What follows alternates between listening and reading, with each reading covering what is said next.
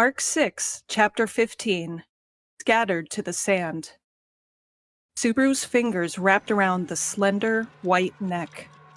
As Subaru tightened his hold using the entirety of his strength and felt the creaking of neck bones underneath his palms, he felt like something was quite out of place.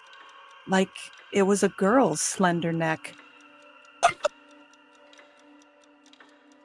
Ram was being straddled, her neck being strangled by someone with all their might.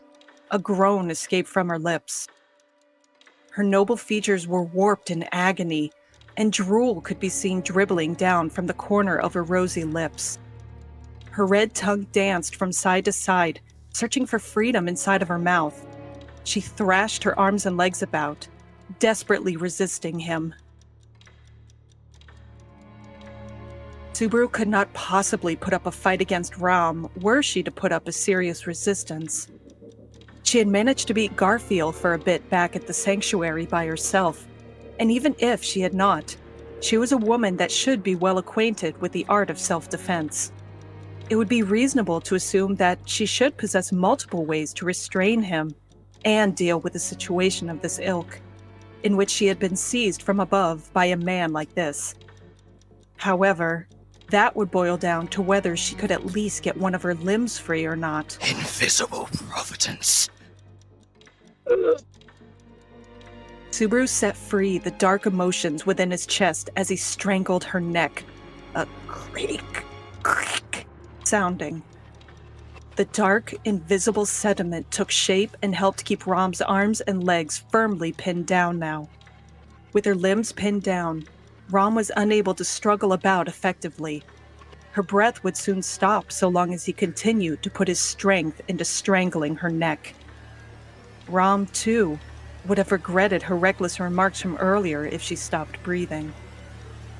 Subaru would be able to make her pay with her life for having wounded his heart with her misdirected, callous remarks, and for her ungrounded, thoughtless remarks spurned by her selfishness, and for having spoken light of Rem, for thinking he never cared for her. It's you who's at fault. It's you! It's you! You! Ram was detestable. Ram was detestable. Ram was detestable. All of those little things that piled up poured out one after the other. He put his hatred into the fingers which were strangling her neck. His nails dug into her pale skin, and blood trickled down.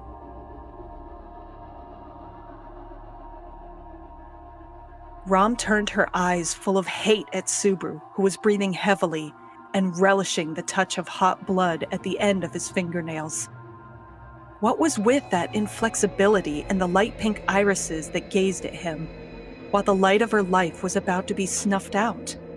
It's as if they were complaining, saying, "Ram will not truly die by having her life taken." He decided that he would gouge out her eyes after he strangled her to death. Gonna rip you apart, piece by piece, bitch. You. When I think of you looking at me with that face, a spitting image of Rem's, makes me want to howl. Oh? What is it? I can't hear you. If you've got something to say, then say it clearly. Ram wheezed something out that overlapped with the last syllable of Subaru's abusive tirade. For a split second, Subaru narrowed his eyes to the echo of that sound. Then the sand beneath Subaru, who was pushing Ram down, exploded, and both of their bodies were blown away. Subaru was showered in sand by the sudden blast which got inside of his mouth and eyes. He toppled down towards the back to the taste of sand and pain. Ram too had been caught up in the explosion, and her small body had taken the brunt of it as she tumbled away from him. Bearing cuts from the explosion, the blood Ram spilled had splattered across the sand. However, Ram had escaped from Subaru's clutch. That was the fact of the matter. Ram! You used fucking magic! I had enough time to take a gasped breath That is all I need to be able to Rom picked herself up from her knees. Her breathing was in a feeble state. She had barely managed to chant out her wind magic, Fula, whilst her neck was being strangled. Unable to afford to miss, and unable to aim accurately, she had instead aimed underneath her. As a result, she had dragged both herself and Subaru into the blast and escaped from danger.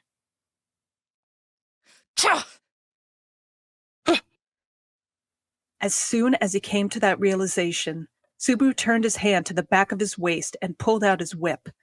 At the same time, Rom retrieved a short wand from her bosom, letting her fighting spirit well out, showing that she was prepared for battle.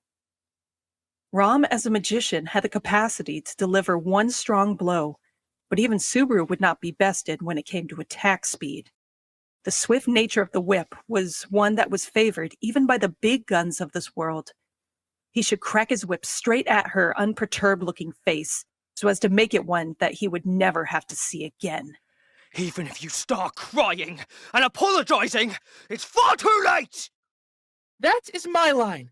There is no value in letting an uncaring sex freak like you, Barasu, greet Rem, turn to pieces and wither upon the sand. Whatever you say! Subaru's resolve in dealing with Rom, who had softly let her murderous intentions flare up, stiffened as well. Making use of the light of the lantern which had dropped down between them, both Rom and Subaru continued to glare at each other, moving around each other in a circle as they slowly tried to get within striking distance. And just as the lid was about to be blown off on them slaughtering each other, just a few seconds before that happened... Aye! That's enough! Huh? Huh? The sound of violent applause echoed throughout, and both Subaru and Rom's faces jerked up on hearing its withered timber. The one who had interrupted them, Anastasia, was looking down on them from Dragonback. She glared at the two who had been on the verge of trying to kill each other in turn, still sat alone on top of Patrache. That's enough. I don't think it's acceptable that both of you are glaring at each other with such angry looks on your faces, despite us all being on the same side. There ought to be limits no matter where we are. Limits? Ah, of course there's limits! And the one who stepped over them and said something that she never should have is that girl! There! Isn't it? That's why I'm making her pay for it! Ugh. Since I ain't getting through to ya, what you about, Ram-san? Anastasia looked on in shock at Subaru as he jabbed his finger at Rom, and spoke with a spittle flying out of his mouth. She had turned her flow of talk towards Rom, but the response she received from the pink-haired girl was not all that different from Subaru's. Rom still warily kept the tip of her wand pointed at Subaru, keeping herself on guard for battle. What a foolish question. It is Barasu's attitude which is intolerable. I am rather at the limits of my patience. If all he cares about is himself, then why do we not go and drop him in the pitch-black darkness alone, just like he wants? I have no words for this bullshit! Fuck off! No good from her too, huh? Jeez. Why? It seems like I've got too much on my shoulders. Seeing Rom's attitude, whose anger remained unrelenting, Subaru's anger also showed no signs of disappearing. Anastasia shrugged her shoulders with a gesture that indicated she had given up on the two of them, who continued to exchange sharp looks of murderous intent. Looking at her from the corner of his eye, Subaru began to feel irritated at Anastasia as well. In the first place, why was Anastasia alone making a face that looked just like she was an outsider? He wondered who the hell had it been that was behind everything that had happened.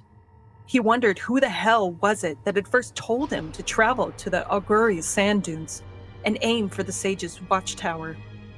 Who the hell did they think they were, leaving everything to others, despite unmistakably having the strongest incentive for setting out to the watchtower? And on top of that, they were sitting alone, even now, looking down from the top of his Patrache. Hey, You! What the fuck are you preaching to me from up there? Get down! It's come to that? Get on the same level as me before you run your mouth with your arrogance. I'll hear what you have to say after that. I'm not gonna let you run your mouth at me unless you can do that! He swung his whip down, scattering sand up with a whoosh. His whip caused skin to split open if it hit its target. Even by looking at it, his whip was a weapon designed to inflict cruel wounds. It probably would not matter if he hurt her host body, that of Anastasia, regardless of whether Echidna was inside of it. As a matter of fact, Anastasia complied with Subaru's orders and slowly climbed down from Patrache's back. Right after she landed gingerly onto the sand, she cocked her head and asked, "Now what?" There. I got down too. But, Natsuki-kun, what is it you want to do? That should be obvious. I'll let that idiot take back what she said before. And if she doesn't want to, then there'll be just one thing left to do. If Rom changed her attitude and apologized from the depths of her heart, taking back everything she had said up until now, then Subaru would consider taking into account the extenuating circumstances. However, Rom's reaction, who had heard what he had stated, was something that was easy enough to understand. Well, that's what Natsuki-kun's saying. What do you think of it, Ram-san? That is out of the question. You are leaping to conclusions, for I have nothing that should be taken back. I'm having a hard time understanding what in the world should be said differently. Rom snorted, declaring that with an attitude that looked like she was making a fool out of them from the depths of her heart. That was her answer.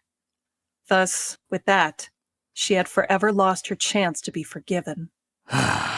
You heard her. Back off. I'm gonna make it so there's only one face which is the same as Rem's in this world. Huh? Hey! You got nothing to say? I'm talking to myself here, but idiocy is a contagious thing when speaking with idiots. That is why nothing shall be said. A vein bulged across his forehead. Subaru's remaining patience got closer and closer to its limit. In that state, Subaru gathered his strength and tried to get to where Rom was, straight ahead of him, so he could tear her limb from limb. Anastasia rushed out, spreading out her hands in front of Subaru. Whoa, whoa, whoa, whoa! Hey, calm down. You're jumping to conclusions again. Get out of my way! Do you want me to pummel the life out of you first? Leave it to me, aight? Hey, Ram-san, just a sec. Holding Subaru back, who was trying to step forward, Anastasia turned towards Rom. The taciturn Rom glared at Subaru, before reluctantly moving her gaze slightly towards Anastasia. However, it did not seem likely that she would change her opinion. In fact, the look in her eyes betrayed that she had no intention to do so. It seemed like she had stepped towards Anastasia just out of obligation. Look, Ram-san, I get that 'cause the air's bad and such. Various feelings end up getting frayed, but... Such talk does not matter right now. Do you not think so? More than that, go and say it to that idiot. Ay, jeez. Doesn't matter. Giving off a fidgety impression, Rom attempted to finalize her conversation with Anastasia as well. For the first time, she had moved her face away from Subaru and looked dead on at Anastasia.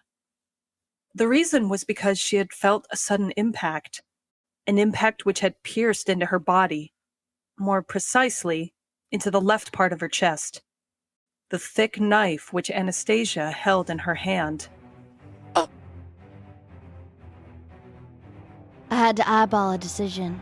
Which view would be useful? Can you forgive me? She twisted her knife and pulled it out from the wound.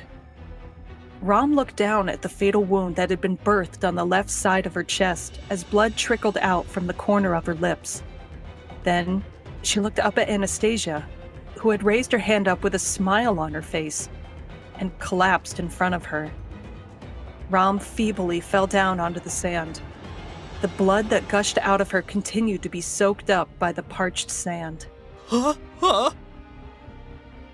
Subaru looked at the scene with his own eyes, at a loss for what had occurred.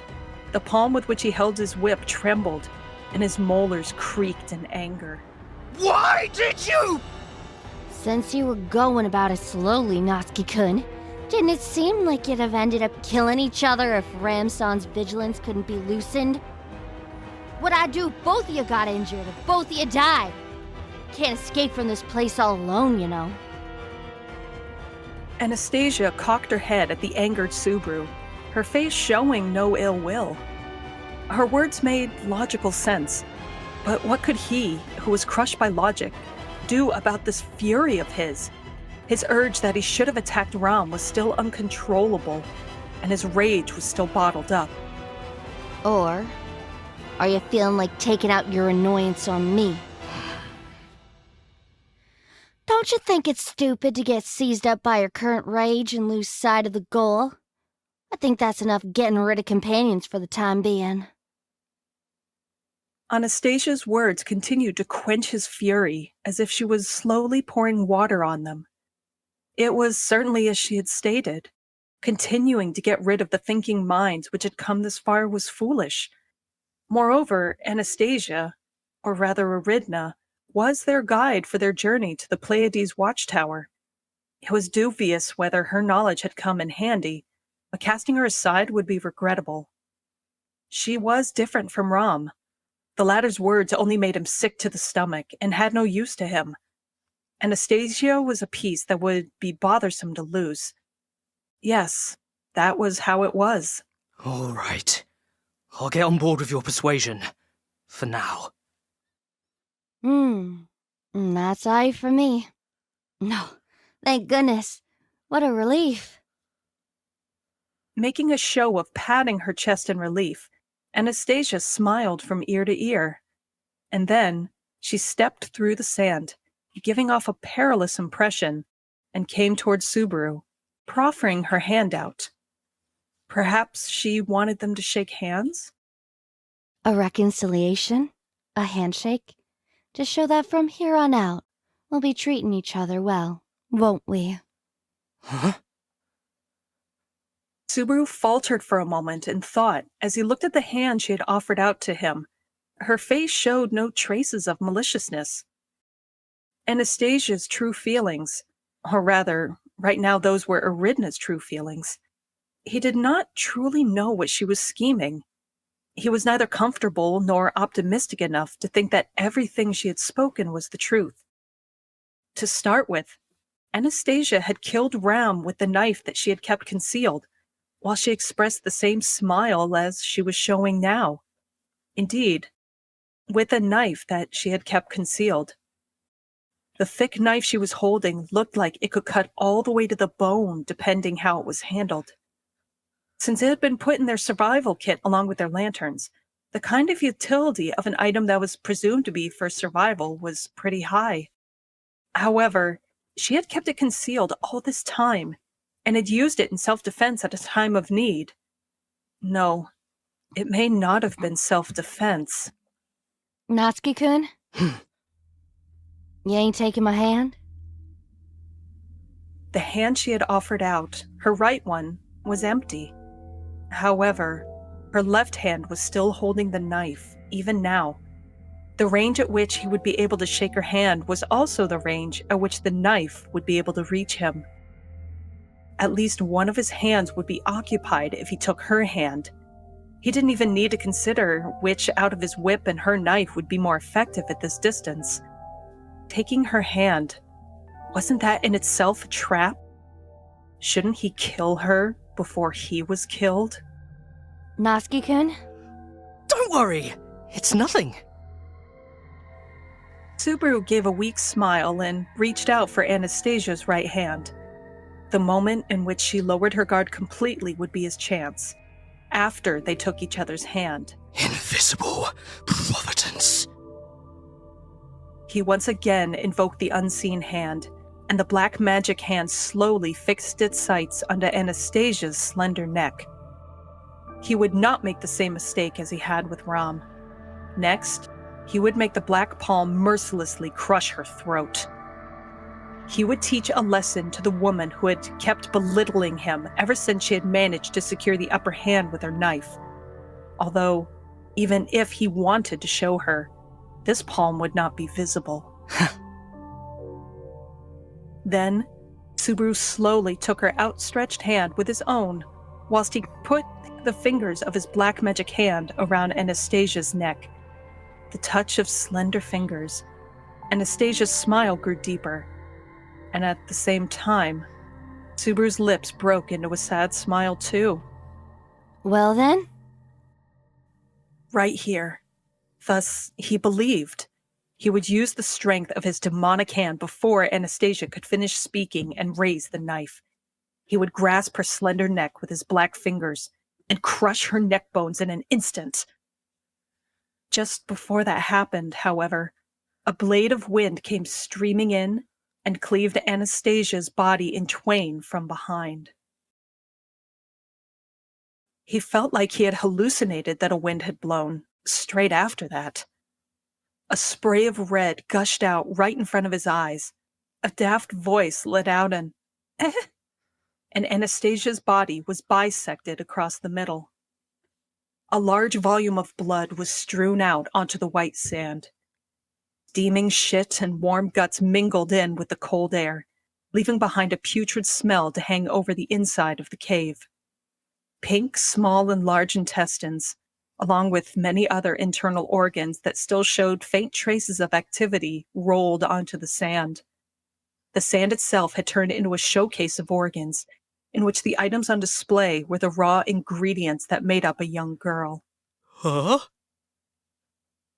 Witnessing the spectacle in front of him, Subaru cast his gaze down to his own hand.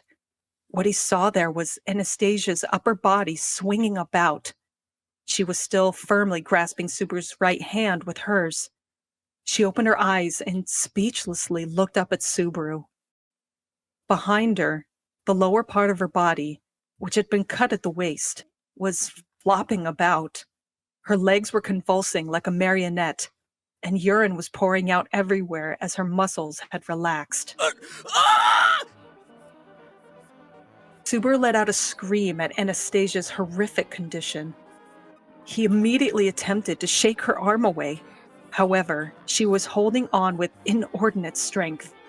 Unable to shake her off, Subaru just swung the now half-in-weight Anastasia about.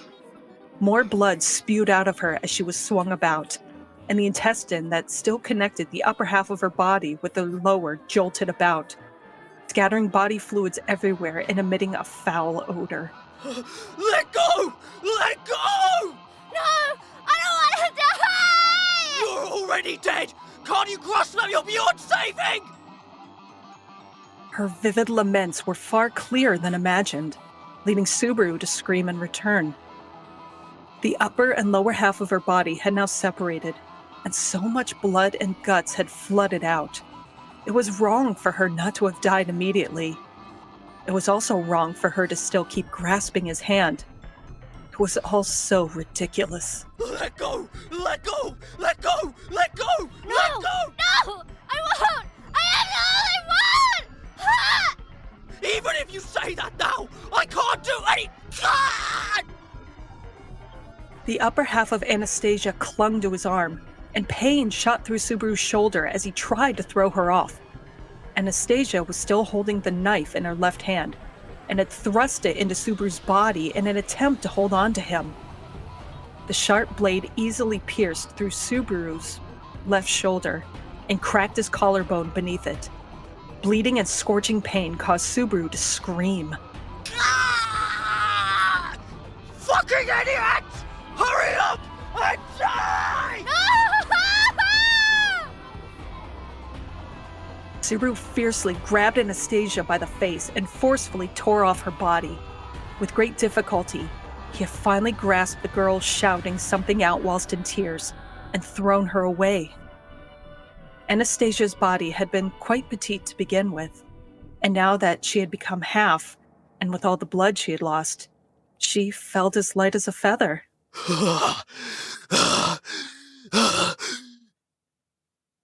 Without taking any notice of that, Subaru put his hand on his wounded shoulder. His sight flickered in pain, and his heartbeat accelerated like it was going to explode. However, it was no life-threatening wound. Subaru sluggishly reached into his thoughts whilst besieged by an unchanged, sickening tension. The blow that had killed Anastasia just now was that of... Barasu! A shadow swayed up in front of Subaru, who had fallen onto his backside and was gasping in pain. A slender girl with blood covering half of her body came into view from the dim light of the lantern half buried in sand. Ram. Since she had been stabbed in the chest by Anastasia's knife, he had taken her for dead. Yet the girl still breathed, and keeping a hold of her tenacity, she had murdered Anastasia with her magic. This fucking idiot! If you're gonna die, fucking die on your own! Subaru declared that with annoyance in his voice as he looked up at the staggering Ram. It was not as if Ram was not covered in wounds. Anastasia's attack had been fatal for sure. The bleeding from the wound in her chest had yet to stop, and even now, blood was endlessly soiling her skirt all the way down to its hem. It looked like she would soon die due to blood loss. However, before that happened, she could take Subaru with her. Shit! Subaru looked around his surroundings, trying to find his arme de guerre, his whip. However, even if he located it, his right arm which he used to wield it was injured from the shoulder. He could not wield it with his left arm like he did with his right. Then he had just one choice left. Invisible! Prominent! His trump card, which he had already relied on many times in this short period of time. Once again, Subaru's brain throbbed in burning pain the moment he tried to unleash the strength of his invisible black palm. An agony like his skull was being bored through by a drill exploded within him.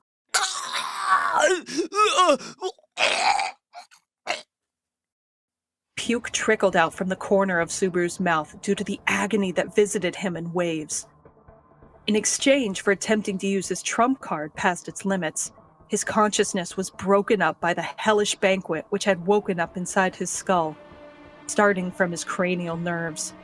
The pain of his right shoulder and such was not even comparable to this. Whittling at his brain and skull, the sense of loss froze Subaru's will like it was gnawing at his soul. Speaking nothing of the resistance he offered with his crappy whip, Subaru, who was writhing in agony, was prime prey. The dying Ram moved her body fueled only by hatred, and slowly made her way towards Subaru, raising her blood-stained wand.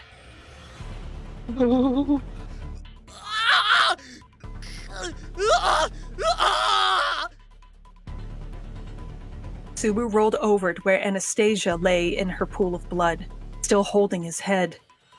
Looking down at him, Ram's lips stirred, and she began to chant her spell. And then...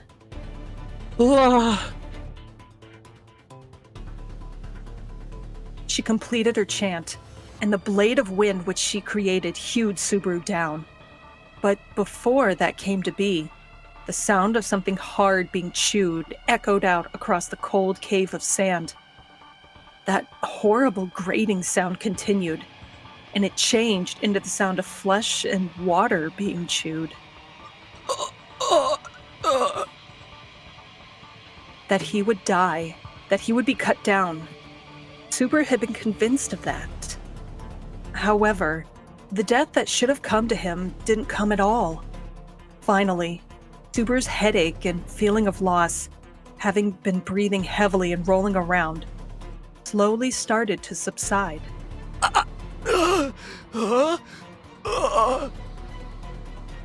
He covered his face with his left hand and briskly shook his head, which was drenched in cold sweat. Though a dull ache remained, the sharp blade-like agony had faded. Taking deep breaths, he lifted himself up using the strength of his entire soul. Subaru wiped his moistened cheeks while he foolishly took the time to raise only his upper body. He noticed that his palm was covered in bright red, the source of which came from his own eyes. It seemed like he had shed tears of blood. A lot of blood dripped from his nose as well, so the lower half of his face was probably in a horrific state. There was likely no doubt that the drilling pain which pierced directly to his brain was in recompense for his unseen hand. It was something he was acquainted with. The feedback from having used his special superpower had come. What's up? Briskly wiping his face with his sleeve, Subaru looked around his surroundings. He had no idea how much time he had spent in agony. Nevertheless, he had hardly even thought it possible that he had it in himself to spend his time like that. Something had happened, and with that, he had been... Patrache? Subaru's jet-black ground dragon nestled up beside him as he sat in blank amazement. Crouched down on the sand, she had heard Subaru's call and shook her long tail, indicating that she was in good health. So, you were uninjured? Let me think. Just now, he recalled what had happened before. He recalled the scene in which Anastasia had been cut in two by Rom, and the latter aiming down at him. Subaru should have been ripped to shreds by Rom's doing. And yet, why? Did Ram... Perhaps she had used up all her strength and collapsed? Though it was a really convenient development. Rom had been bearing fatal wounds. It would not be far-fetched to think that she had collapsed. Is that lucky? Or unlucky? He did not want to say that he was lucky since she had been no less than almost dead. However, if he thought about it, he still could not say he was unlucky since he would have been dead had things gone south. In any case, now was not the time to go on about these things. Given that everyone who had gotten in his way was gone, he had to get out of this place as soon as he could and make his way to the watchtower. Patrache! Sorry! Let me hop on. Patrache? Subaru called out to her and touched her back, but the ground dragon did not obey his instructions. On the contrary, Patrache, who had crouched down, still did not make any move to show her face to him. She was sitting next to him on the sand, looking rather at peace, merely breathing heavily over and over. Hey, Patrache, are you listening? Hey! His irritation slowly started to increase. It was a spiral of negative emotions which built up at supersonic speed, similar to those which he had felt against Rom and Anastasia. He felt like he wanted to teach the unresponsive ground dragon her place. Hey, Patrache! You! Look over here! Hey! Bastard! Listen to what I've been saying for the start! Patrache lifted her head up at Subaru, who had raised his voice and furiously slapped her back. He realized that she was trying to come face to face with him to try and express her words, breathing heavily out of her nose. Patrache's mouth looked far from normal and was dyed in red. That crimson color was one that he had become used to seeing already in this short period of time. That color coated parts of Subaru's body as well, and still streamed down from his right shoulder even now. The foul smell which drifted around the area lay thick in it, along with that of piss and shit. There was no mistaking it. However, he had not wanted to notice something. He should not have noticed it. Pink hair innumerably entwined itself between the fangs that lined Patrache's mouth, who had now turned his way. On the other side of the crouched Patrache's large body, Rom, whom he had lost sight of, had fallen down to the ground. Though the body of the girl had collapsed, he could not tell whether she was lying face up or face down. Checking that would be easy to tell if he looked at her head, but it was precisely because of that which he could not. He could not assess that because everything above her neck had been chewed on, and its original shape was lost. Rom's skull had been crushed by vicious fangs, and her brain juice had spilled out, leaving her dead.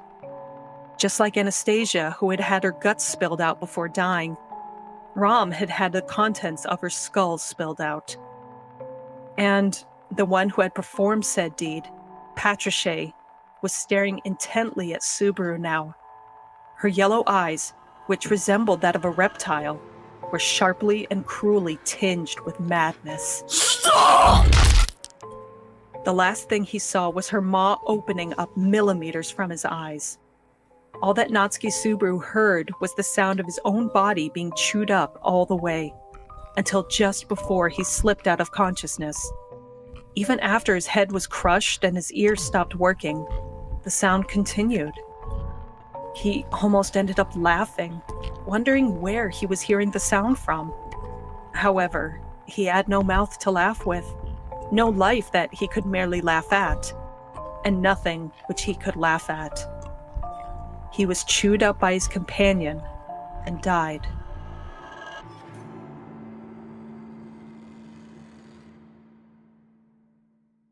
Note from the author. This depiction might be intense for some people, so if your imagination tends to overwhelm your mental state, I recommend skipping it. I'll write that in the afterword. Thank you, Tappei. Very cool.